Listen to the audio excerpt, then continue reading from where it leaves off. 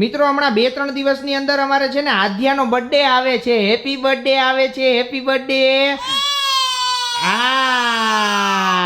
તો હવે પ્રાચી એવું કે છે કે આધ્યા માટે છે ને એ કે ગાડી લેવી છે. તારે ગાડી હે જો એને તો લેવી જ હોય. અરે લેવી છે ને એને લેવી છે એટલે આપણે કાર લઈ લઈએ. ઓલી જે લાઇટ વાળી રિમોટ વાળી કાર આવે છે ને જે 25,000 નો ભાવ છે એનો મેં જોઈ લીધું છે ઓનલાઈન અને આપણે તમે હા પાડો એટલી જ વાર છે હું ઓનલાઈન હમણાં ઓર્ડર કરી દઉં. પણ એમ નહીં આપણે ગાડી લઈએ.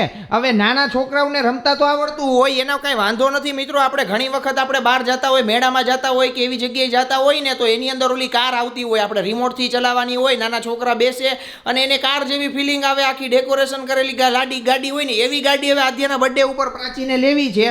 પણ મારા હિસાબે એવડો ખર્ચો આપણે 25,000 નો ગાડીમાં ન કરાય. તો શું કરાય આધ્યાના બર્થડે માં આપણે શું લેશું તમે મને ઈ કહો. પણ એમ નહીં મિત્રો. હવે આ વન ટાઈમ એક ગાડીની ઓલું હોય કે ભાઈ લીધા પછી છે ને છોકરા પાછા એમાં ક્યારેય બેહે નહીં. એમાં કોઈ શંકાને સ્થાન નથી. એવું નથી આપણે ત્યાં છે ઘણા લોકો પાસે પણ એ જોવે ને એટલે જીદ કરે અને પછી એને બેસવું હોય એમાં. તો એના કરતા આપણે ઘરની વસાવી લઈએ ને તો એને મજા આવે થોડીક ફરવાની. ઈ તો બરોબર જ છે. આધ્યા તાર ગાડી લેવી લાઈટ વાળી હે તું બેસીશ પછી એમાં તને મજા આવે ગાડીમાં. એમાં કોને બેસાડીશ પછી કોને બેસાડીશ? પપ્પાને. જો પપ્પાને બેસાડશે ને મમ્મીને બેસાડશે એટલે ઈ ભલે બેસાડે પણ તારે હેપી બર્થડે માં શું કરવું છે? કેક ખાવી છે કે કાર લેવી છે? કાર. જો એને તો કાર જ લેવી હોય ને કારણ કે અમે ગમે ત્યારે છે ને જુનાગઢની અંદર ભવનાથની અંદર છે ને સેટરડે સન્ડેની અંદર જાય ને તો ત્યાં બધી આ કાર ને એવું હાલતું હોય તો એમાં એ જોઈ જાય ને તો એવી ગાંડી થઈ જાય ને કે એમાં એને બેસવું જ હોય. એમ પછી એને બેસાડીએ અડધી કલાકમાં તો એ બહુ મોજમાં આવી જાય. આખી ફૂલ મોજમાં. જો અત્યારે એને ખાલી નામ સાંભળ્યું ને લાઈટ વાળી ગાડી એટલે ખુશાલ થઈ ગયા ને એને એમ થયું કે હમણાં મારા ઘરે આવી જશે ગાડી. નહીં હે આદ્યા ગાડી લેવી છે કે નથી લેવી? મારા હિસાબે એને નો લઈ દેવાય કારણ કે નાના છોકરાઓને ગાડી લઈ દઈએ ને તો પછી એની પછી હાચવણ કરવી પડે ને ઈ જાજી વખત તો બેસવાના નથી.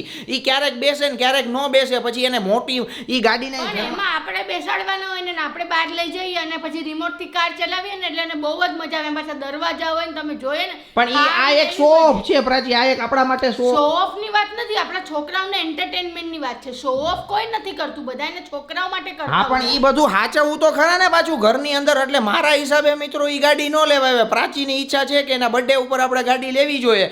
તો હવે શું કરવું જોઈએ એ તમે જરા કોમેન્ટ કરજો કારણ કે ઈ ગાડી 20-25 હજાર જેવી રેન્જની અંદર આવે. એકદમ મસ્ત ડેકોરેશન હોય અને છોકરાઓને મજા આવે એના જેવી ગાડી હોય. એટલે થાર તમારે કઈ લેવી છે કે BMW લેવી છે, થાર લેવી છે, ઓડી જે લેવી હોય ને એ ગાડી આપણી પાસે અવેલેબલ છે. આપણે મંગાવી લઈએ.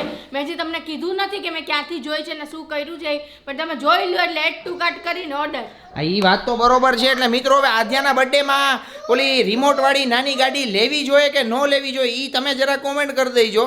અને જો તમને કઈ આમાં આઈડિયો આવે તો તમે જરાક સજેશન આપજો. બાકી વિડીયોને ફટાફટ લાઈક અને શેર કરો. મિત્રો આજે છે ને જો આ પ્રાચીએ છે ને ઓનલાઈન ગોલો મગાવ્યો. ઝોમેટોમાંથી ઓનલાઈન ગોલો મગાવ્યો અને 400 રૂપિયાનો ગોલો આવડો નાનો એવો ડબ્બો આવ્યો. હવે આ 400 નો આવ્યો એનો કઈ વાંધો નથી પણ આ ઘરે પહોંચતા પાણી થઈ ગયું. હાવ જોવા ગોલાનું એકદમ પાણી થઈ ગયું. આ ગોલો રહ્યો નથી. ગોલો નથી રહ્યો પણ ઠંડક કેવી આપે છે મને પેટમાં. આજે તમે જે મને ઉકળાટ કરાવ્યો હતો ને તમે મને ના પાડી દીધી ઘસીને. ઓલા વખતનું ખબર ને તમને ગોલામાં ના જ હતી એટલે હજી ગોલો ન એટલે મેં ઓનલાઈન મંગાવી લીધો. પણ તે ઓનલાઈન મગાવ્યો એનો વાંધો નહીં પણ મિત્રો 400 રૂપિયાનો ગોલો કોઈ દિવસ ઓનલાઈન મગાવાય કે ન મગાવાય આ તમે કોમેન્ટ કરજો. આજે 400 રૂપિયાનો ગોલો પ્રાચીએ ઓનલાઈન મગાવ્યો ને ઈ ગોલો હારો તો ન રહ્યો. એકદમ પાણી પ્રવાહી થઈ ગયું. જોઈ લ્યો આમાં ગોલા જેવું રહ્યું જ નથી કાંઈ. ગોલાની આમાં બરફ ખાલી આમ તમને અંદર જાય ને પાણી એનું તોય ઠંડક મળે. જે ઉકળાટ થતો હતો ને મને આજે ઠંડક મળી. ઈ વાત મને પણ 400 રૂપિયાનો કે ઓનલાઈન ગોલો મગાવાય તો પછી તમારે જઈને લઈ આવાય ને. તમને આટલા દિવસથી કહેતી હતી તો પછી મેં ઓનલાઈન જોઈ લીધો. મને ઓપ્શન મળી ગયો. મેં ખાલી એમ કીધું કે આપણે કાલે ખાવા જાય તો એને કાલે નહોતો ખાવા જાવું. એને સીધો આઈ જ છે ને ઓનલાઈન મગાવી લીધો. ઝોમેટો માંથી ગોલો મિત્રો મગાવ્યો ને પાણી થઈ ગયું હચોડું. આ પાણી કરતા તો ચાસણી પી લેવાય. તો તમે ચાસણી પી લેજો હું આ ખાઈ જાઉં ગોલો. બરાબર ઈ તું રેવા દે ને. એમ જ કરશું ધવલ. ઈ તું રેવા દે ને. તમે હાલો ખાવો હોય તો ખાવા માંડો. બાકી સાવ પીગળી જશે. તમારા નસીબમાં કાંઈ નહીં રહે. ઈ ભલે તમ તારે તું ખાવા માંડ એમાં કાંઈ મૂંઝામાં. પણ મિત્રો આ 400 રૂપિયાનું અમે આજે પાણી મગાવ્યું છે. ઘણા લોકો 400 રૂપિયાનો પિઝા મગાવે, 400 રૂપિયાની પાણીપુરી ખાય, 400 રૂપિયાની દાબેલી ખાય. પણ આજે અમે 400 રૂપિયાનું પાણી મગાવ્યું છે. એના જેવું કહેવાય. આ તો કાંઈ 400 નું પાણી નથી. તમે જોવો એમ તો હજી છે બરફ થોડોક. આ જો યસ. અને આ ગોલાનું નામ શું હતું પ્રાચી? રાજભોગ શું હતું કઈ રાજભોગ ડ્રાયફ્રૂટ ખજાના. ખજાના. હા, એટલે આમાં જો કેટલો બધો ખજાનો દેખાતો નથી તમને આની અંદર કેટલો ખજાનો તો મારા પેટમાં જાય ને ત્યારે મને ઠંડક મળે. બીજું તો તમે અત્યારના લપ જ નહીં કરો મારી સાથે કોઈ જાતની, કેમ કે ગરમી સખત છે ને મને ગોલો ખાવા દો બાકી હજી. યસ, એ તો વાત 100% સાચી છે મિત્રો. અત્યારે જે આ ગરમી પડે છે ને આપણા ગુજરાતની અને સ્પેશિયલ સૌરાષ્ટ્રની અંદર 40 ડિગ્રી 41 ડિગ્રી 42 ડિગ્રી આમ અત્યારે જો માથામાંથી પરસેવા છૂટી જાય છે. એટલે ઈ પરસેવા છૂટતા હોય ને એમાં આઈસ્ક્રીમ, ગોલા, શરબત, તરબૂચ, ટેટી એવું જ ખાવાની મજા આવે. મજા આવે ને ખાઈ લેવાનું. અને આજે બહાર જવાનો સખત ધવલને કંટાળો આવતો હતો એટલે મેં મોબાઈલમાં જોતી હતી ઝોમેટોમાં અને પછી ઓનલાઈન મંગાવી લીધો. એટલે એને ખેલ ખતમ થઈ ગયો. આવ્યો ત્યારે ખબર પડી ગોલો આવ્યો. પણ આ મિત્રો હું તો જોઉં છું કે મેં કીધું આ ભાઈ ઝોમેટો વાળા ભાઈ શું કરવા આવ્યા? ત્યાં તો પ્રાચી કહે કે ગોલો મગાવ્યો. મેં કીધું મરી ગયા, ઝોમેટો માંથી ગોલો મગાવવા માંડ્યા. અહીંયા ઘરે પૂગે ત્યાં તો પાણી થઈ જાય. ખોલીને જોયું તો હાચન પાણી થઈ ગયું. જો થઈ ગયું, આ બરફ છે આવી રહ્યો. જો હા, પણ એટલો બરફ રહ્યો 400 રૂપિયામાં એટલો બરફ તમને ગોલો મળે તો ઈ તમે નકરી વાતો જ કર્યા કરો છો. પછી બરફ પીગળી જ જાય ને કે આપણી રાહ જોવે. પણ તને કોણ કહે છે મારી યાર વાતું કર? તું ખાઈ લે ને, મારો તો જીવ બરે છે. આ 400 રૂપિયાનો ગોલો ખાવો કેમ? મને ઈ ટેન્શન છે. તમે નહીં ખાતા, હું ખાઈ જાઉં. બાકી સાવ પાણી થઈ જશે ને તો તમારો જીવ હજી અડધો થઈ જશે. હા, કાંઈ વાંધો નહીં. ચાલો મિત્રો, આ 400 રૂપિયાનો ગોલો આને ખાવા દો. તમે 400 રૂપિયાનો ગોલો કોઈ દી ઓનલાઈન મગાવ્યો કે નહીં? તમે કોમેન્ટ કરજો. બાકી વિડીયોને લાઈક અને શેર કરો. મિત્રો, આજે તો તમારે સમાધાન કરવું પડશે મારીને પ્રાચી વચ્ચે. અને સમાધાન ઈ બાબતનું કરાવવું પડશે કે અમે જે જરૂરિયાતમંદ લોકોને કરિયાણું આપીએ છીએ તો એ દર મહિને અમે 50 જેવા પરિવાર હતા કે એને આપતા હતા. તો હવે મારો વિચાર એવો છે કે અમે દર મહિનેની બદલે અમે દર 6 મહિનાનું આખું કરિયાણું એકારે આપી દઈએ બધા જ પરિવારોને. એટલે દર મહિને મારે બધાની ઘરે જવું ન પડે ને 50 પરિવારોને જે છે મારી પાસે તો એ બધા જ પરિવારોને 6 મહિનાનું કરિયાણું બધાને આપી દઈએ ને. તો પ્રાચી વસ્તુમાં ના પાડે છે. પણ હું ના એટલે પાડું છું ધવલ, કેમ કે ઘઉંથી લઈને ચોખાથી લઈને આપણે સાબુ નાવાનાથી લઈને ધોવાના સાબુથી લઈને કપડાં બધી જ વસ્તુ આપણે આપીએ છીએ. અને એ તમારે સ્ટોક કેટલો કરવો પડે 6 મહિનાનો એ તો તમે ઇમેજિન કરો ને. સ્ટોક કરીને પાછું તમે એક સાથે જો કદાચ બધા ઘર 4-5 ઘર લ્યો તો તમારે 4 વ્હીલમાં કેટલું સામાન તેલ ને બધું લઈને જવું પડે, ઘઉં લઈને જવા પડે. મેન તો ઘઉંનું જ વજન આપણે એટલું બધું થઈ જાય. પણ બધું થઈ જાય મિત્રો. પણ મારો એવો વિચાર એટલે આવ્યો કે 6 મહિનાનું એકારે આપી દે. કારણ કે મારે આ દર મહિને જવું પડે અને દર મહિને અલગ અલગ ગામડાની અંદર બધા જ ઘરોની અંદર દેવા જવા માટે થોડી ઘણી મુશ્કેલીઓ આવે છે. મુશ્કેલીઓ એવી આવે કે ભાઈ ત્યાં દર મહિને જવાનું, રોજ જવું પડે મારે.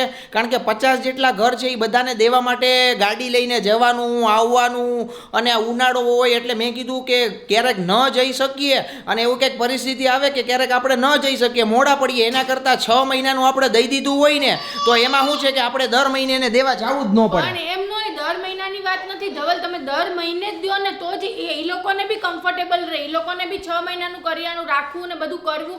અને આપણે બી દર મહિને એ લોકોને મળી આવે તો ખરી કે ભાઈ તમારી તબિયત કેમ છે, કેમ નહીં, મજા છો કે નહીં, તમને આ અનાજમાં કેટલી મજા આવે છે, તમે ખાવ છો કે નહીં, સરખું મળીએ તો પણ ઈ વાત બધી બરોબર છે. પણ મિત્રો આ બાબતે હવે તમારું શું કેવું છે ઈ તમારે કોમેન્ટ કરવી પડશે કે ભાઈ 6 મહિનાનું દઉં તો ઈ બેટર રહેશે કે પછી દર મહિને અમે દેવા જાય ઈ બેટર રહેશે. મારા હિસાબે દર 6 મહિનાનું અમે દઈ આવીએ ઈ જ બેટર. એનું કારણ ઈ છે કારણ કે દર મહિને મારે દેવા જવા માટે દર મહિને મારે ગાડી લઈને જવું પડે, આવવું પડે. પછી ક્યારેક હું ક્યાંક બીમાર હોય, મારે કંઈક એવા કામ આવી ગયા હોય કે એવું કંઈક હોય તો હું ન જઈ શકું. એના લીધે આમ તેમ થઈ જાય. એના કરતાં ઓલું 6 મહિના સુધી આપણે દીધેલું હોય ને મિત્રો તો એમાં શું છે કે આગળ પાછળ બધું સેટિંગ થઈ જાય. પણ સેટિંગની વાત નથી આમાં. મને મેન ઈ જ પ્રોબ્લેમ આવે છે કે તમે આટલું બધું સ્ટોક ઘરમાં 6 મહિનાનો 50 ફેમિલીનો કેવી રીતના કરશો ઘરમાં સ્ટોક? પણ ઈ બધું થઈ જાય. આપણે મહિનાદીનો સ્ટોક ઘી ગોળ બધી A to Z વસ્તુથી આપણે લેવાનું હોય તો પછી ઈ બધી વસ્તુમાં પણ એમ નહીં. આપણે મિત્રો અમે જો મહિના દિવસનું બધું જે હોય ને કરિયાણું દેવાનું ઈ બધો સ્ટોક કરતા હોય તો એની બદલે 6 મહિનાનો લઈ આવીને ઈ બધું દઈએ. કારણ કે આ વિચાર મને એટલે આવ્યો કારણ કે અમે 8-9 પરિવારને તો 6 મહિનાનું કરિયાણું આપી દીધું છે ઓલરેડી. એટલે હવે બાકીના જે 40-42 જેવા ઘર બાકી છે તો એને આપણે બધું 6 મહિનાનું દઈ દઈએ ને તો શું છે કે દર મહિને આપણે દેવા જવું ન પડે.